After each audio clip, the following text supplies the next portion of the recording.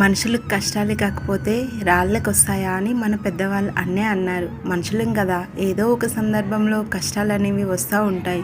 కానీ అది గుండె బరువెక్కి ఎవరికో ఒకరికి చెప్పేసుకుంటే గుండె భారం తగ్గిపోతుందిలే అని చెప్పేసుకుంటాము. కానీ మనకి శ్రేయోభిలాషి, మనకి ఎవరైతే మన శ్రేయస్సు కోరుకుంటారో మన వాళ్ళు అని మన మనసుకి ఎప్పుడు అనిపిస్తుందో వాళ్ళతో చెప్పుకుంటే పర్వాలేదు.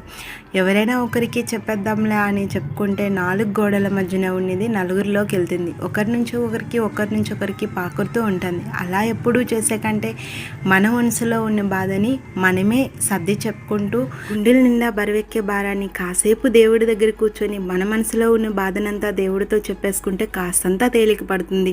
కనిపించే వీళ్ళందరి దగ్గర చెప్పి చులకనయ్యే కంటే కనిపించిన దేవుడి దగ్గర చెప్పుకుంటే మన బాధ ధర్మబద్ధమైనది అయితే తప్పకుండా తీరుతుంది. మీరేమంటారు? కింద కామెంట్ చేసేయండి. ఈ వీడియో మీకు నచ్చినట్టుంటే లైక్ చేయండి.